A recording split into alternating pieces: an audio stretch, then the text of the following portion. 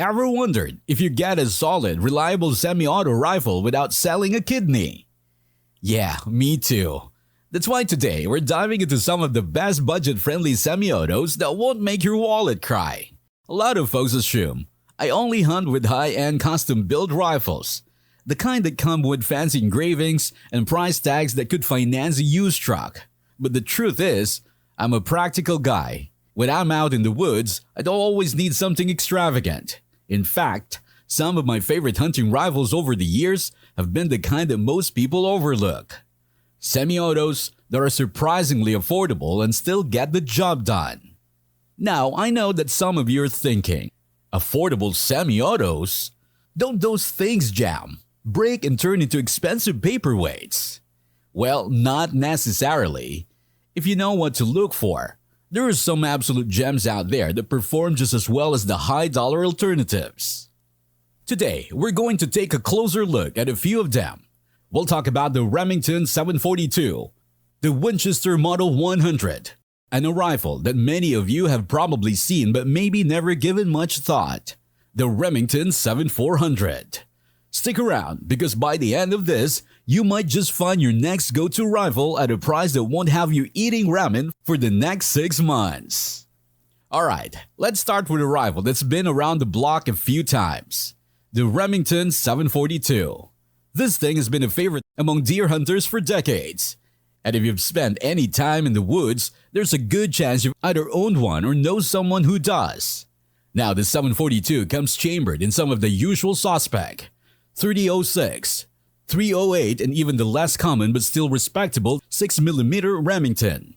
It's a gas-operated semi-auto with a detachable magazine, and the carbon version with its 18.5-inch barrel is just about perfect for hunting in thick brush. It's light, it's handy, and it carries well. But let's talk about why some people swear by these rifles while others treat it like a cursed artifact. If you take care of a 742, clean it properly, and don't try to disassemble it down to the last spring and screw, it'll run just fine. But if you ignore maintenance, or worse, take it apart without knowing what you're doing, you might find yourself in a world of trouble. That's why a lot of these rifles end up getting sold for dirt cheap. Someone messes with the internals, can get it back together, and suddenly you've got a broken rifle that just needs a little TLC.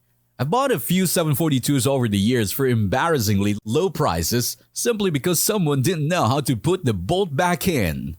And look, I get it. The 742 isn't perfect. The bolt lock-up can wear out if you put thousands of rounds through it, and the action can get sluggish if you're not keeping it clean. But for a budget-friendly practical semi-auto, it's tough to beat. These things are still floating around gun shops and pawn shops for prices that make you do a double take. I've hunted with a 742 plenty of times, and I can tell you from experience, it's a rifle that works when you need it to. If you can find one in good condition, snag it. Just maybe don't take it apart unless you really know what you're doing. Now, if Remington 742 isn't your style, let's talk about another semi-auto that doesn't get nearly enough love. The Winchester Model 100. This rifle often flies under the radar, but those who have owned one will tell you it's one of the smoothest handling semi-autos Winchester ever made.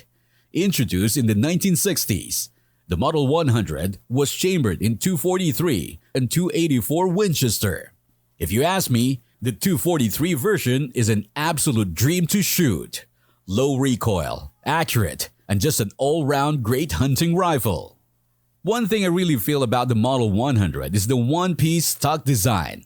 It's got a sleek look and it feels incredibly balanced when you shoulder it. Winchester also designed it with a barrel band, which adds a little extra strength to the forend, making it a rifle that can take a bit of abuse in the field. Now, like any rifle, the Model 100 isn't without its quirks. Some early models had issues with the firing pin, but Winchester issued a recall and upgrade kit to fix it. If you ever find a used one, just check to see if the upgrade has been done. It's a quick fix if it hasn't, and once that's taken care of, this rifle is incredibly reliable. Compared to the Remington 742, the Model 100 is a little more refined in the way it cycles. It just feels smoother, like everything is working in harmony. The magazine release is simple. Just press the button and the mags pops right out. And speaking of magazines, the rifle holds 4 rounds, which is plenty for hunting purposes. I've had my hands on a few Model 100s over the years, and I've always been impressed with their accuracy. The 308 version is a fantastic option if you want to something with a bit more punch, but for deer-sized game, the 243 version is hands down my favorite. The best part? These rifles are still affordable if you know where to look. Some folks don't even realize what they have, and you can pick up a clean one for far less than what you paid for a modern semi-auto hunting rifle. Just clean it, keep it maintained, and this thing will serve you well for years. So if you're in the market for a classic, reliable semi-auto that isn't just another black rifle, the Winchester Model 100 is the one that deserves a second look. If you like the Remington 742 but want something a little more refined, let's talk about its younger, more polished sibling, the Remington 7400. This rifle was designed to fix some of the quirks of the 742, and for the most part, it did exactly that. Now at first glance, the 7400 might not look all that different from the 742. It's still a gas-operated semi-auto with a detachable magazine, and it comes chambered in some of the most common hunting calibers: 30.06, 308, and 270 Winchester. But the real difference is under the hood. Remington made some key changes to improve reliability, particularly in the action and bolt lockup. The end result?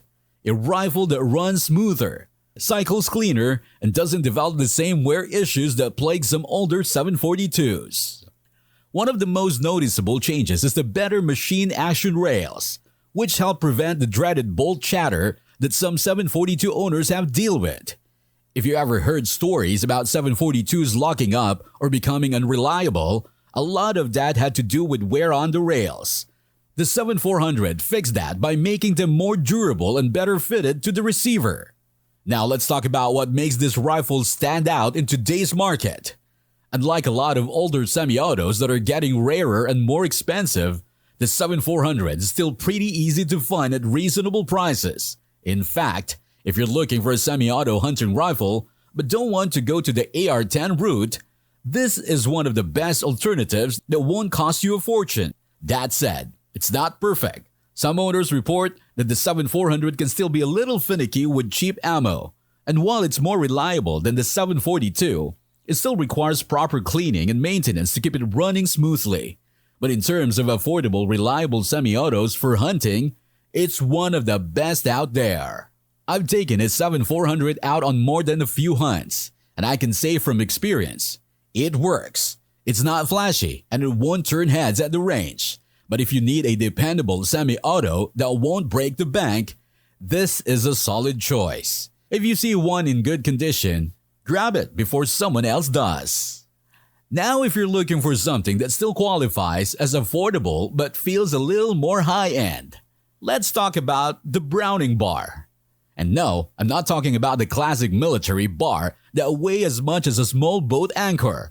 I'm talking about the Browning automatic rifle for hunters, which has been around since the 1960s and has quietly become one of the best semi-auto hunting rifles ever made. The bar has a well-earned reputation for accuracy, reliability, and craftsmanship. Unlike the Remington and Winchester semi-autos, which were designed for affordability, the Browning bar was built with a more refined European-style feel. And if you ever handled one, you know what I'm talking about. Now, here's where things get interesting. There are two main versions of the bar that you'll come across in the used market: the older Belgian-made models and the newer modern production models. If you can get your hands on one of the early Belgian models, do it. The machining is incredible. The wood stocks are beautiful, and they just have the old-school quality feel that's getting harder to find these days. The newer production bars are still great rifles, but they're a little more streamlined and mass-produced compared to their predecessors. That being said, they still retain the same gas-operated system, the same smooth cycling action, and the same level of accuracy that has made the bar a favorite among serious hunters. Performance-wise, the bar outshines a lot of its competition in the semi-auto hunting rifle world. It's available in a range of calibers from .243 Winchester all the way up to .33 8 Win Mag, which makes it one of the most versatile options out there. Whether you're hunting deer, elk, or even bigger game, there's a bar chambered for the job. Now let's talk pricing. The bar isn't quite as cheap as some of the other rifles we've talked about, but it's still surprisingly affordable for what you're getting. Used models, especially the older ones, can sometimes be found at prices that make you wonder if the seller actually knows what they have. I've shot both the older and newer models, and honestly, you can't go wrong with either. The Browning bar gives you a premium feel without a ridiculous price tag. And if you want a semi-auto hunting rifle that's built to last, this is one of the best kept secrets on the market. There are a lot of myths floating around about budget-friendly semi-auto rifles, and it's about time we set the record straight. One of the biggest ones I hear all the time is that cheap means unreliable. Now, I'm not saying every bargain bin rifle is going to be a winner, but a lot of older well-made semi-autos can still hold their own against some of today's overpriced options. If you take care of them, keep them clean, and don't treat them like a neglected lawnmower, they'll run just fine. Another one, I hear all the times that you need an expensive rifle for accuracy. Let me tell you, there are plenty of budget-friendly semi-autos out there that will shoot minute of deer all day long. Are they going to win you a PRS competition? No. But for hunting and general range use, a well-maintained Winchester Model 100 or a Remington 7400 is going to do exactly what you need it to do. And then there's the claim that older semi-autos are outdated and not worth owning. Look, just because something isn't the latest and greatest doesn't mean it's useless. These rifles were built to last, and they're still putting food on tables today. If that's outdated, then I guess so is having a reliable rifle that works when you need it to. So let's break it down. We've looked at some of the best budget-friendly semi-auto rifles out there. The Remington 742, the Winchester Model 100, the Remington 7400, and even the Browning bar. All of these rifles have proven themselves over the years, and if you're looking for something that won't require you to sell a kidney to afford, there are some of the best options on the market. If I had to pick a personal favorite, I'd probably go with the Winchester Model 100 in .243. It's smooth, reliable, and just an all-around fantastic rifle. But that's just me. What about you? Do you own any of these rifles? Have you had a different experience with them? Or is there another budget semi-auto that you think deserves to be on this list? Drop your thoughts in the comments because I'd love to hear what you guys think. And of course, if you enjoyed this video, hit that like button, subscribe if you haven't already, and check out the links in the description. Every bit of support helps keep the channel going, and trust me, there are plenty more videos like this coming your way. Thanks for watching, and I'll see you in the next one.